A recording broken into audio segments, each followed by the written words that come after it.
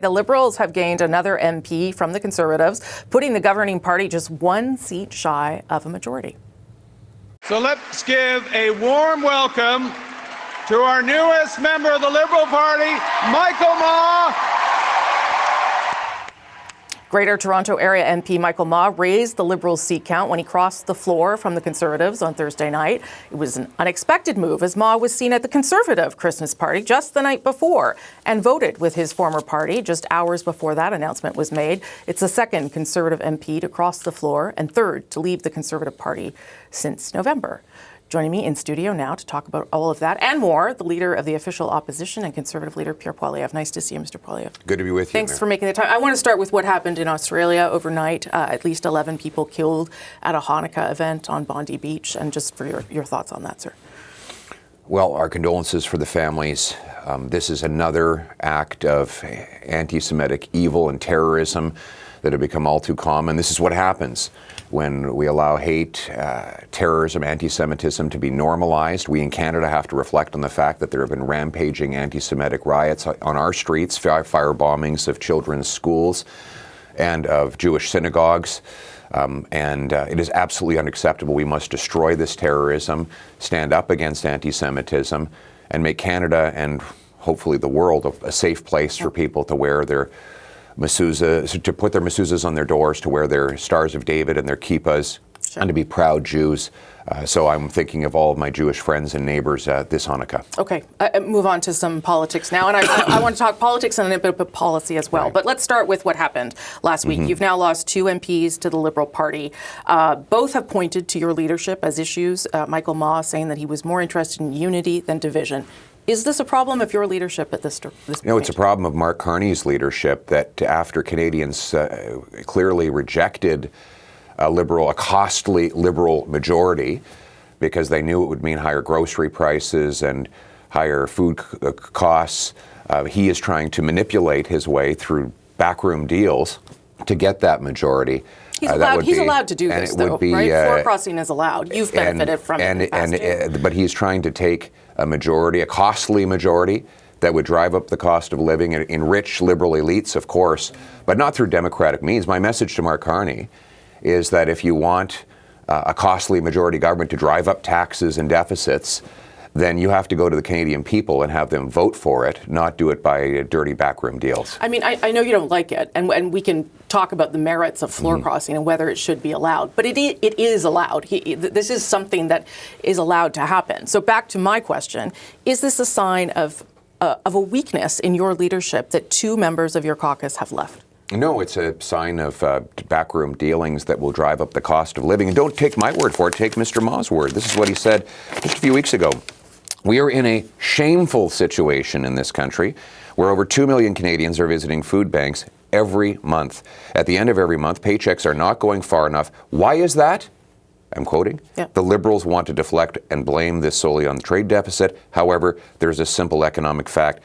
When we create more units of currency and map them into the economy, that is not meaningfully producing more goods and services, we get inflation.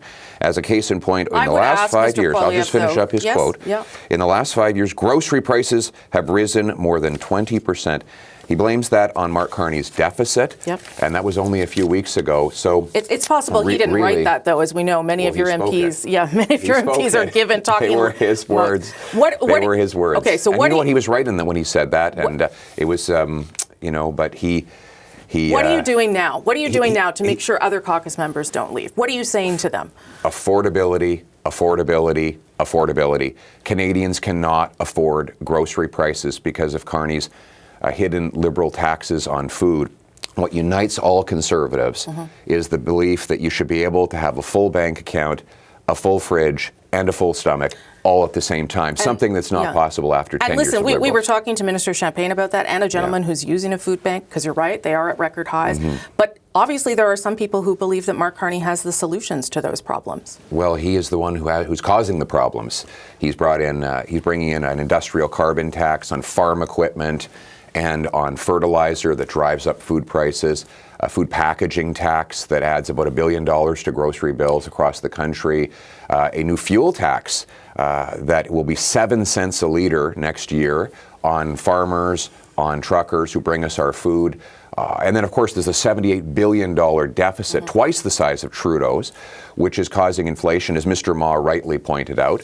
And I'm the only one who's going to reverse that inflationary policy. I've been saying this now for 5 years, and I regrettably continually proven right that when you spend more and tax more, then Canadians have to pay more for groceries after 10 Liberal years. Let's talk a bit about policy, because that's obviously where you want to go too. Why not? The Memorandum of Understanding with Alberta. The overall goal of that deal is to get a pipeline, at least one pipeline to the British Columbia coast to get more oil to Asian markets. Do you think that the fundamentals behind that deal are a good idea? That itself is a good idea?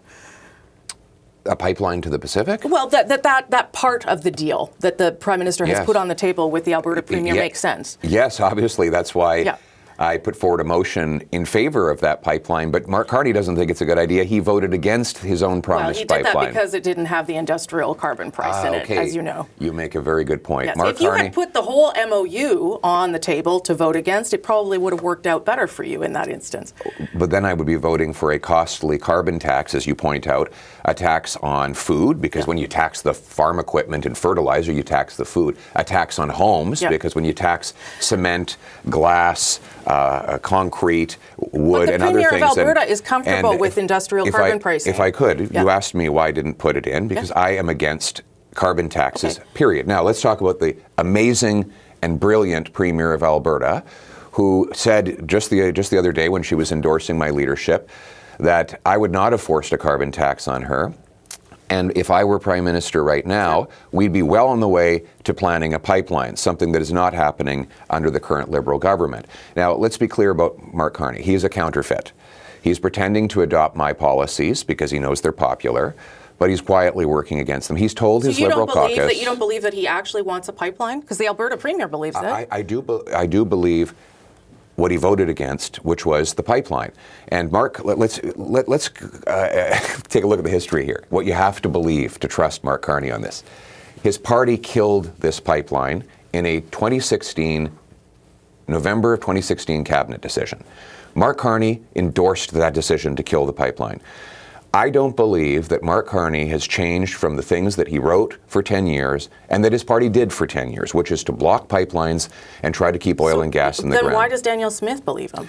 Danielle Smith was very clever because she forced Carney to flip-flop and break his word to his Leave It in the Ground caucus by withdrawing his threatened emissions cap and clean electricity regulations, because those things would have driven up the cost of energy and killed even more jobs. Now, Ms. Smith defended her province by forcing Carney to flip-flop on that. But that, at the end of the day, does not mean that we should give him credit. He was threatening to do a lot of damage. Now he's doing a little less damage. Why doesn't he just get out of the way? We know what it takes to get a pipeline done. The federal government has the sole legal authority to approve it. So approve it. Set the corridor, and the private sector will build it because it's wildly profitable. You referenced Northern Gateway, and you know that the problems there. Yes, it was a cabinet decision, but the problem is British Columbia and First Nations. So what would you do to try and get their support for a pipeline, or would you just say, "Too bad, we're doing it"? We're doing it. Oh. So you wouldn't bother with consultation? Of course I would consult. That's what my motion said. We do consultations, but we are going to build a pipeline when I'm Prime Minister. As for British Columbia, the Premier does not have a veto. Under our Constitution, Section 92, it is the exclusive domain of the federal government, and under Bill C-5, which Mark Carney asked for, it is the exclusive decision of the Prime Minister. So there's only one person who will decide on this in the end, and that is the Prime Minister of Canada. Mark Carney is quietly whispering to the Leave It in the Ground Liberal caucus, there will never be a pipeline, don't worry. He must not be saying that because Stephen Guilbeault quit. Stephen Guilbeault quit because of the emissions cap, but he is saying it, and his own MPs in British Columbia are saying it. And then he voted against a pipeline in the House of Commons. What he's doing, let's be clear, pipelines are popular and profitable. So he's pretending that he's open to one until after the next election so that he can try to win pro-pipeline voters. But then his plan is to kill the project. If you want a pipeline to the Pacific, to add $30 billion of overseas exports, the biggest export project overseas in Canadian history, You will need a conservative government that will get out of the way and let it happen. Okay, I want to ask you about trade, because that's the other piece that is coming in the new year. There's still no deal. Talks are still stalled, although the Prime Minister speaks to the President. Do you think that the CUSMA review is now the best way forward for Canada in getting any kind of deal with the United States? My position is that we need tariff-free access to the biggest and most lucrative market in the world, which we had before the Liberal government was elected in 2015. Of course, after the Liberals got in, President Obama started hammering us with new tariffs on softwood lumber that Harper had got lifted. They brought in new Buy America rules. And then it's been one defeat after another. Now, so Mark what would Carney you do? What do you think they should be doing here? We should reflect on the fact that Mark Carney was elected on one promise, that he would negotiate a win with President Trump by July 21st. And here we are, about a half a year later. His promise is broken. American tariffs have doubled. They've tripled on softwood lumber. But some of that is because of the president. So I'm genuinely curious. What would you do in dealing with Donald Trump? I will answer that question, but let's be clear. Yeah. Mark Carney said he could handle Donald Trump. Well, so did you. So, and I would have if I were Prime Minister right now. So what should he be doing? Well, we have to negotiate from a position of strength. Yeah. And I have to go back. We need to approve pipelines and natural gas projects and other major resource projects that allow us to ship our single biggest export overseas, so that we are not monolithically dependent on the Americans. We need to get rid of the capital gains tax on reinvestments in Canada to bring back the $500 billion of investment Liberals have driven into the U.S. economy. And then you can sit down with the president and say, look, now we're selling our resources to the Asians, to the Europeans. Now we're bringing back our investment and becoming more sovereign, strong, and self-reliant. Now we're in a position of strength. Now let's negotiate. And that would be a far better approach than what Mr. Carney's doing, which is blocking these projects, keeping all of the Liberal taxes and anti-resource project laws in place of the last 10 years, and giving even more of our investment to the Americans. It's been a long year. I think we can both agree on that, a long, busy political year. Did you take any lessons from this past year, either in the election defeat, in your defeat in your own riding? Is there anything you're reflecting on in terms of what you should be doing differently, better, your leadership style, how you speak to Canadians? I reflect a lot on why I'm doing this. Why am I in this? And it's the elderly woman who said to me that going shopping used to be her favorite thing to do every week. Now she walks down a grocery aisle and she feels anxious and angry because of how much it costs to fill her fridge, that she gets home and she's stressed out because she cannot afford to eat. I think of the young guy I met who wants to start a family. He's in his 30s. He's been working his whole adult life and he can't afford a down payment. I am in it for these people, and I need to give them hope. That's what this country needs now more than ever. Hope that you will again be able to afford a home. Hope that you can afford food. Hope that you'll be safe on your streets. And that will be the obsession of my leadership, to provide hope for a better future. And that's the why, and super important, obviously, but it's the how I'm asking about, whether you think that you are doing the how the right way. Well, on the how, so let's break it down. On food, the how is we got to get rid of the industrial carbon tax on food. I don't mean the policies. I mean you as a leader, whether you feel you're doing that part the right way, to connect with those people and talk about what you think are the right solutions. Yeah, the right solutions. It's not just the industrial carbon tax, though. The underlying problem with inflation is that they're printing money. And whenever you print money, then you bid up the goods that Canadians buy. And it enriches a small group of liberal elite corporate insiders because all their assets go up. But then the working class people who actually carry this country on their shoulders, they get ripped off.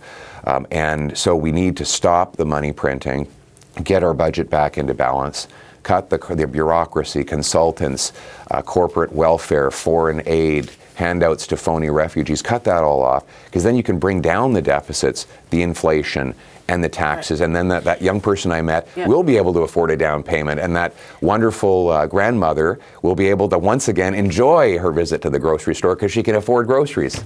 Are you looking forward to Christmas with your holiday, Very your much family? so. Yeah. We procrastinated on letters to Santa, and so we got them written last night. Okay. And hopefully he'll get them in time. Well, I know we put them on the Christmas tree, and there was an elf that came and took the letter, and we understand that through that express service, it's going to make it to the North Pole just in time.